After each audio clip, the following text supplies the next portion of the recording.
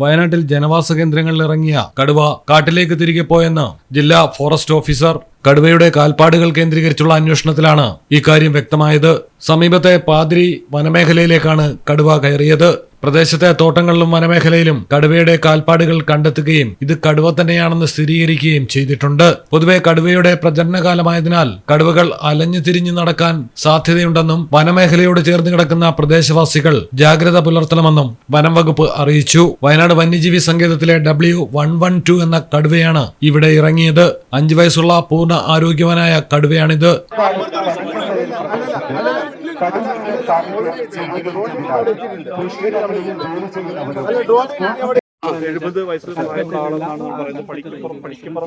ഇവിടെ വന്നു അവരെ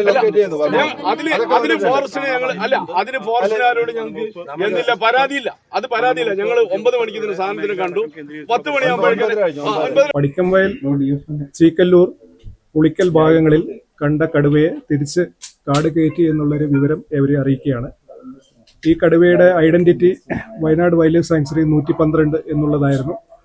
ഇതിനെ കൃത്യമായിട്ട് ഇന്ന് രാവിലെ മുതൽ തന്നെ ട്രാക്കേഴ്സ് ടീം ഉപയോഗിച്ചുകൊണ്ട് ട്രാക്ക് ചെയ്ത്, അതുപോലെ തന്നെ തെർമൽ ഡ്രോൺ ഉപയോഗിച്ചും നമ്മൾ പരിശോധന നടത്തി ഇതിന്റെ കാൽപ്പാടുകൾ പരിശോധിച്ച് ഇത് പാതിരി റിസർവ് വന മേഖലയിലേക്ക് തിരികെ കയറിയിട്ടുള്ളതായിട്ട് സ്ഥിരീകരിച്ചിട്ടുള്ളതാണ്. ശരിക്കും കണ്ടോ നിങ്ങളത്? ഇവിടെ കടുവ മുമ്പ് ഇറങ്ങിയിട്ടുണ്ടായിരുന്നു. ഇവിടെ ആരെപ്പോഴായിരുന്നു? 4-5 കൊല്ലായി. Reporter Jaseem Panamaram, Malayalam television, Wayanad. നാട്ടിലെവിടെയാ? വയനാട്ടില്. നാട്ടിലെവിടെയാ? ഞാൻ കോഴിക്കോട്. നാട്ടിലെവിടെയാ? ഞാൻ ആലപ്പുഴ. നാട്ടിലെവിടെയാ? ഞാനോ? ഞാൻ കണ്ണൂരാ. നാട്ടിലെവിടെയാ? എന്റെ വീട് പാലക്കാട്.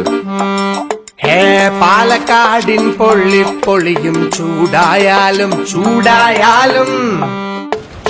കോഴിക്കോടിൻ കാറ്റിൽ കിനിയും ഉപ്പായാലും ആലപ്പുഴയിലെ മണ്ണിൽ പടരും കുട്ടനാടൻ നനവാടേലും കണ്ണൂരിനെ ഉഴുതുമറിയിക്കും കോരിച്ചൊരിയണ മഴയായാലും വയനാട്ടിലെ കുളിർ കോരും മഞ്ഞായാലും നാട്ടിലെവിടെയാണേലും കാലാവസ്ഥ എന്താണേലും സിമെന്റ് JSW കോൺക്രീറ്റ് HD തന്നെ.